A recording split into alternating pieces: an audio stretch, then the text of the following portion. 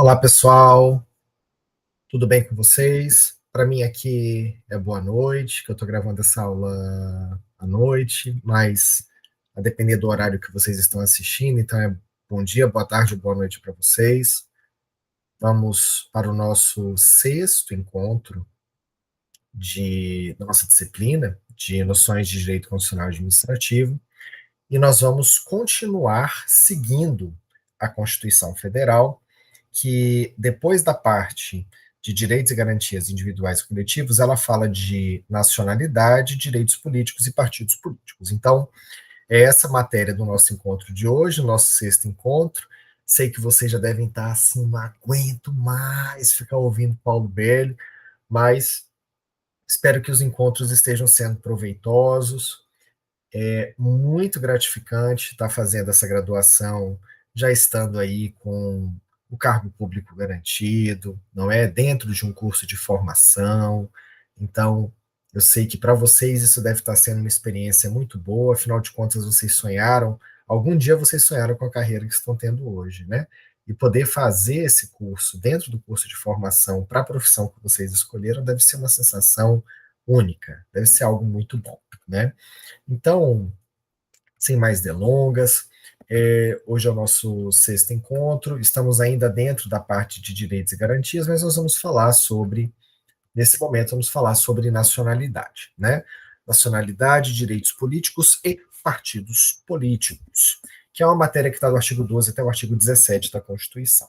São poucos artigos, até, se a gente parar para pensar, né? 12, 13, 12, 15, 16, 17, 6 artigos, porém, são artigos que têm uma densidade normativa muito grande, e a partir destes artigos, você tem toda uma cadeia enorme de legislações que vão regulamentar sobre a questão da nacionalidade, sobre a questão do estrangeiro, sobre direito eleitoral, sobre partidos políticos, temas assim muito recorrentes no nosso país, né? Então, para a gente poder começar, vou voltar aqui o slide, ó. Primeiro tema, nacionalidade. A, a questão que você tem que saber sobre nacionalidade é que a nacionalidade é um vínculo jurídico-político da pessoa com o Estado, com o país, certo? Então, é essa ligação entre a pessoa e o Estado. E a gente fala que é um vínculo jurídico-político porque é, é, ela vai ligar o fato dela ser nacional de algum país pode trazer para ela uma série de vantagens ou desvantagens naquele país ou em outros países, né? Então, a primeira pergunta que você vai se fazer é assim, né? Quais são os tipos de nacionalidade que nós temos no Brasil, tá? Primeiro, nós vamos falar da nacionalidade originária, e eu preciso que você preste muita atenção aqui comigo, tá? Porque no Brasil, eu pergunto para vocês assim, toda pessoa que nasce no Brasil é brasileira? É uma boa pergunta, né? Porque não é o caso. Uma outra pergunta que você vai fazer, Paulo, a Constituição ela diferencia brasileiros natos e naturalizados? Olha que interessante essa pergunta, né? Porque a Constituição ela diferencia brasileiros natos e naturalizados. Ela chama de brasileiro nato aquele brasileiro que tem a nacionalidade originária ou a nacionalidade primária. Também chamado, já vi livros falando de nacionalidade involuntária, porque você não escolhe onde você nasce, seus pais que escolhem para você. Então, quando você pega o artigo 12 da Constituição, ele é dividido em três partes, tá? Que é a linha A, B e C, e ele vai falar de quem é brasileiro nato, nacionalidade originária, brasileiro nato, né? Então, brasileiro nato é aquele que nasce no Brasil. É a regra do nascimento, regra do solo, né?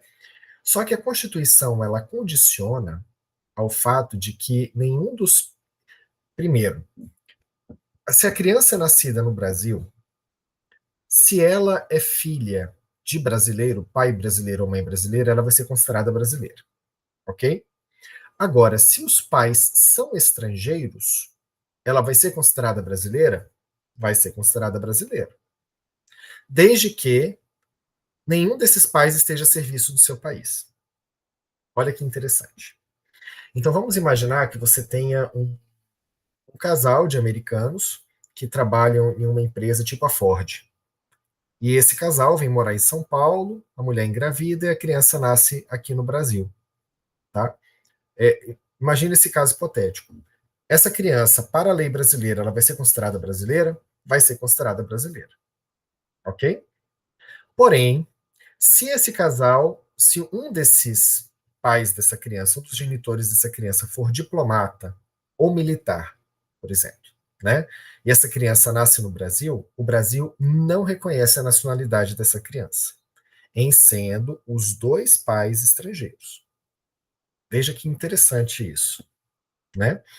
Se um dos pais for brasileiro, não importa o que o outro está fazendo, tá? A criança vai ser considerada brasileira. Porém, em sendo os dois pais estrangeiros e um deles estiver a serviço do seu país, seja da administração direta ou indireta, em qualquer esfera de poder ou de governo, não importa.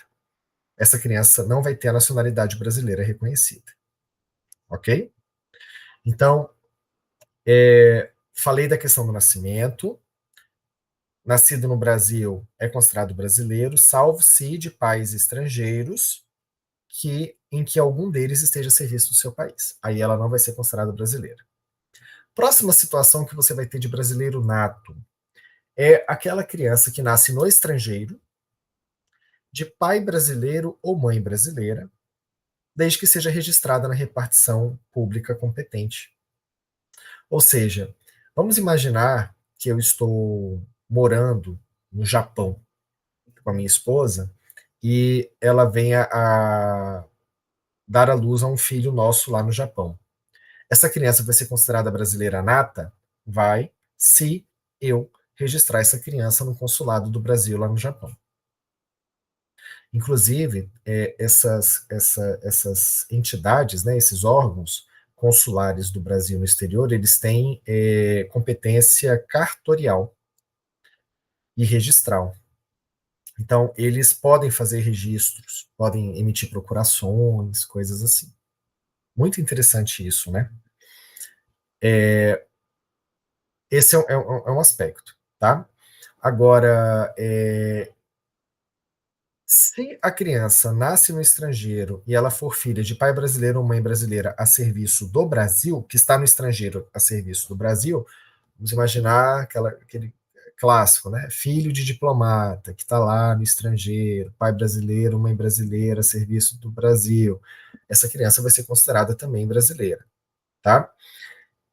E existe uma partezinha final do artigo 12, inciso 1, a linha C, que fala que se a criança nasceu no estrangeiro, filha de pai brasileiro ou mãe brasileira, mas os pais não quiseram registrar no consulado, e essa criança, depois dos 18 anos, vier a morar no Brasil, ela pode pedir a nacionalidade brasileira. É o que nós chamamos de nacionalidade potestativa. Não sei se vocês já ouviram falar. Tá? Então, são essas as três situações de nacionalidade originária, que é aquela que vai gerar para a pessoa, né, a condição de brasileira nata. Tá? Agora, você vai ter também as hipóteses de nacionalidade secundária, ou voluntária, ou adquirida, né? Que é a questão do brasileiro naturalizado. Tá? E aqui, pessoal, a Constituição ela faz uma divisão que é a seguinte: um estrangeiro pode se naturalizar brasileiro? Pode, desde que ele cumpra alguns requisitos que a Constituição estabelecer, tá? E aí, é, a primeira questão que você tem que ficar atento é se o estrangeiro ele vem de um país lusófono, se ele vem de um país que fala a língua portuguesa, né? Tipo Portugal, Angola, Moçambique, me ajudem aí, né? Guiné-Bissau, quem mais? Cabo Verde, né? Se essa pessoa vier de um desses países, para ela, basta que ela comprove residência de 1 ano no Brasil, e residência sempre ininterrupta, tá? e idoneidade moral. Só isso. E ela pode pedir a nacionalidade brasileira, nacionalidade secundária, tá? Ela vai ser brasileira naturalizada. E para os demais estrangeiros, tem jeito deles pedirem a nacionalidade secundária? Tem. Vamos imaginar aqui um americano, né, um inglês, um japonês, pode pedir? Pode pedir. Só que aí, ao invés de morar apenas um ano, eles têm que morar 15 anos no Brasil e não terem condenação criminal. E esses 15 anos de forma ininterrupta, tá? Então, a Constituição, ela traz essas regrinhas sobre nacionalidade que eu quis trazer aqui para vocês, tá bom? Então, nós temos algumas regrinhas constitucionais sobre a questão do brasileiro nato e do naturalizado, tá? Uma delas é que a lei não poderá estabelecer distinção entre brasileiros natos e naturalizados, salvo nos casos previstos na Constituição. Ou seja, só a Constituição, quando você pegar na lei escrito o nome brasileiro, é garantido aos brasileiros, por exemplo, tá? Ele está se referindo aqui a brasileiro nato e naturalizado. Quando ele quiser falar apenas brasileiro nato, ele vai ter que escrever isso lá, brasileiro nato. E só a Constituição pode trazer essa diferenciação. Só a Constituição pode trazer critérios discriminatórios entre brasileiros natos e naturalizados, tá? Então, por exemplo, questões que são garantidas apenas aos brasileiros natos, a ocupação a certos cargos públicos no Brasil, participação no Conselho da República, por exemplo, tá? Então, a Constituição que tem que criar as discriminações, aquelas funções, aquelas atribuições, aqueles direitos que são exclusivos do brasileiro nato, tá? Bom, dando seguimento aqui, eu falei para vocês que era curtinho, e realmente é curtinho, tá? Nós temos aqui a parte de direitos políticos, que estão relacionados com um fundamento da República, que é a soberania, né? Agora, quando a gente fala em direitos políticos, essa soberania que a gente está tratando aqui é a soberania popular, tá? É a participação do povo na vida política do país, tá? E veja que nós temos sistemas democráticos do mundo, né? Você tem, por exemplo, sistemas de democracia direta, em que o povo vota de forma direta. Ele vai lá na urna e vota se ele quer ou não quer ter determinada lei, alguma coisa nesse sentido. E tem outros sistemas que é de democracia indireta, ou seja, o povo vota por meio de seus representantes. Quem lembra do parágrafo único do artigo 1º da Constituição? Todo poder emana do povo, que o exerce por meio de representantes eleitos, né? Então, tudo que o Congresso Nacional aprova de normas, na verdade é o povo que está aprovando por meio de seus representantes, aprovando de forma indireta, tá? Agora, nós estamos assim caminhando para um formato, eu digo no Brasil, né, para um formato híbrido ou um formato semidireto, tá? Em que a regra é a democracia indireta, ou seja, o povo vota nos representantes e os seus representantes votam nos projetos de lei, tá? Estou falando aqui de vereadores, deputados estaduais, federais e senadores, ok? E chefes do executivo.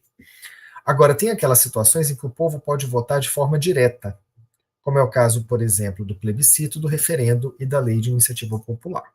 Tá? Isso acontece de forma direta, é uma participação popular direta em cima daquele assunto que está sendo discutido. Tá? Eu vou ensinar uma diferençazinha para vocês entre plebiscito e referendo, para vocês nunca mais esquecerem. Tá? Porque a Constituição vai tratar eles muito parecidos. Só que existe uma diferença que é assim fundamental.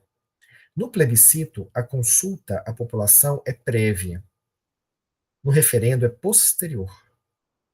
Ou seja, antes da norma entrar em vigor, antes de você ter uma mudança legislativa, o povo é consultado no plebiscito. Se a mudança já foi implementada e o povo é consultado se quer manter aquela norma ou não, aí é referendo. E qual que é o macete para você nunca mais esquecer isso? Plebiscito e referendo Qual vem antes no alfabeto? O P de plebiscito ou o R de referendo? P, né? O P vindo antes, então a consulta é antes. O R, como a consulta é depois, então você vai saber que o referendo vai ser uma consulta posterior, tá bom? Existem algumas regrinhas constitucionais sobre a questão dos direitos políticos, tá? Primeiro que ele fala em alistamento eleitoral. O que é o alistamento eleitoral? É quando você vai perante a justiça eleitoral e você se habilita como eleitor. E a Constituição ela vai estabelecer algumas regrinhas, tá? Por exemplo, o alistamento eleitoral ele é facultativo para os entre 16 e 18 anos, né?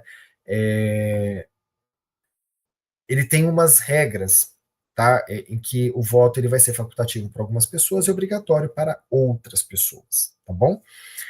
Ah, existem algumas exceções em relação ao brasileiro, que, em regra, é obrigado a votar, mas eu vou citar aqui para vocês os estrangeiros e os conscritos durante o período de serviço militar obrigatório, que no caso do conscrito, ele não é obrigado a votar, então ele é desobrigado a votar, tá? Existem questões também relacionadas à elegibilidade, porque vejam só aqui comigo. Uma coisa é a capacidade eleitoral ativa. Quem tem a capacidade eleitoral ativa é a pessoa que dá o voto. Ativo é o que dá, tá? Então, você como eleitor, você tem capacidade eleitoral ativa. O passivo é aquele que recebe. Então, quando a gente fala de capacidade eleitoral passiva, nós estamos falando aqui não de eleitores, mas de candidatos. Então, algumas pessoas podem se candidatar ou não a certos cargos. Então, vamos ver aqui algumas situações, tá? A gente está falando aqui de elegibilidade e inelegibilidades. Existem inelegibilidades absolutas, como, por exemplo, aquelas pessoas que não podem votar, também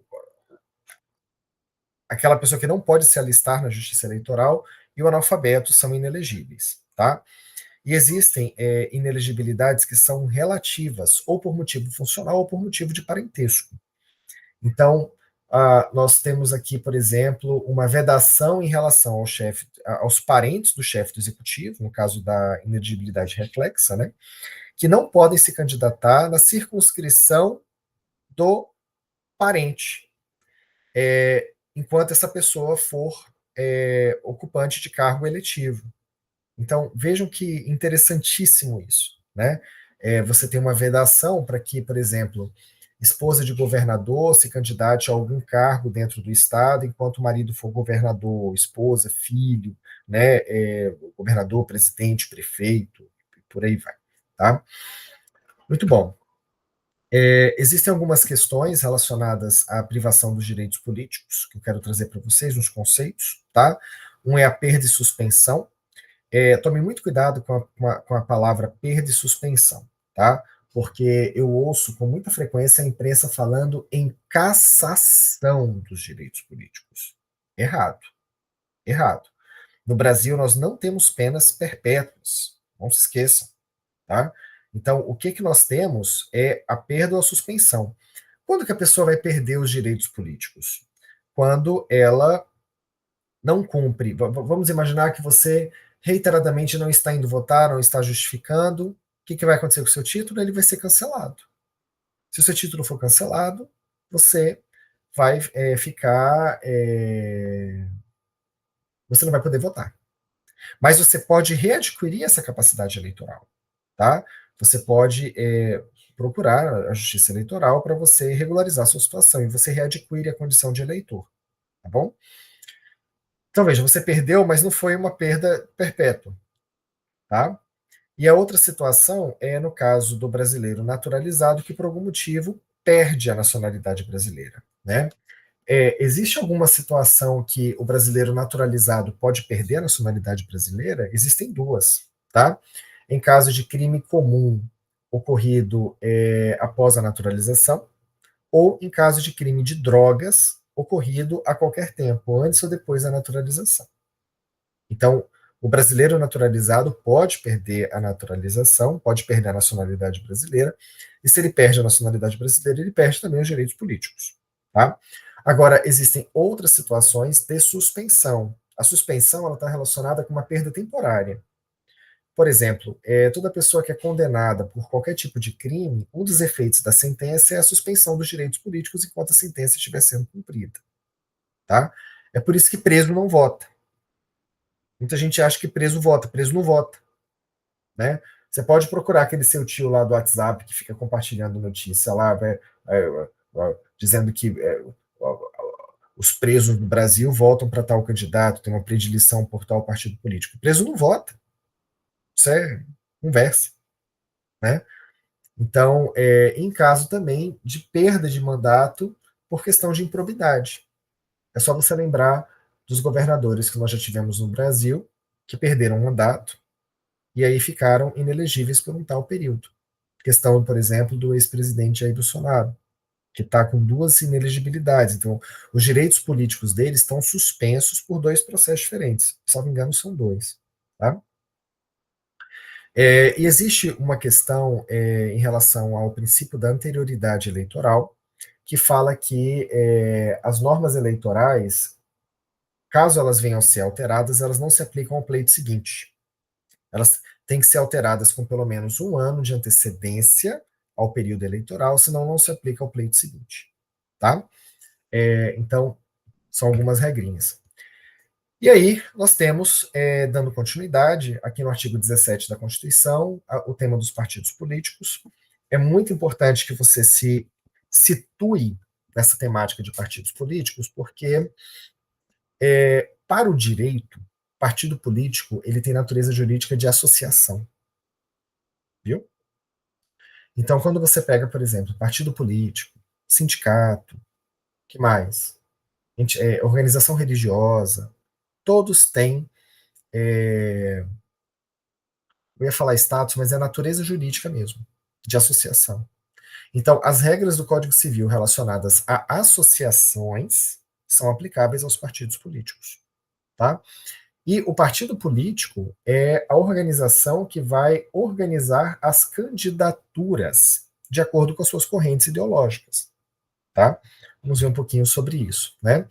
Nós temos alguns princípios constitucionais muito interessantes. Né?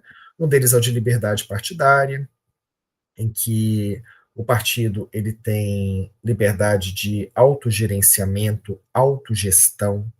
O Estado não pode interferir na gestão do partido político, né? Não pode indicar presidentes, não pode fazer intervenções. Tá? Nós temos, porém, algumas limitações. Os partidos podem estabelecer regras de infidelidade partidária, verticalização, disciplina partidária, questão, por exemplo, de falta de decoro. Né? Eles podem prever isso nos seus estatutos. Podem existir regras também de autonomia partidária, ou seja, o partido ele pode fazer alianças com outros partidos para poder concorrerem a lançarem um candidato em conjunto, por exemplo, numa determinada eleição, né?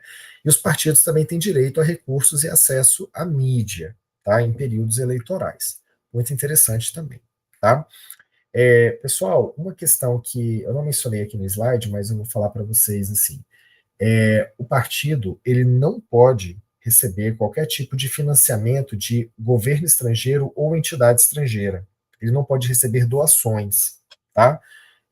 Eu já vi isso sendo cobrado recentemente numa prova para a área jurídica, eu resolvi trazer para vocês, tá bom? A Constituição ela veda, tá? Para o que estávamos planejando para hoje é isso, e eu digo para vocês que nós começamos a disponibilizar umas apostilas para vocês em relação à matéria da aula, e as apostilas estão muito boas, elas estão bem completas, eu sugiro que vocês deem uma olhadinha lá, tá bom? Bom, para hoje era isso. A partir da próxima semana nós vamos falar sobre defesa do Estado e das instituições democráticas. Espero que vocês estejam gostando. E aí a gente encerra a matéria da nossa primeira avaliação, que depois eu vou combinar com vocês como é que vai ser, tá bom? Um abraço para vocês, tenham todos um excelente trabalho e um excelente dia.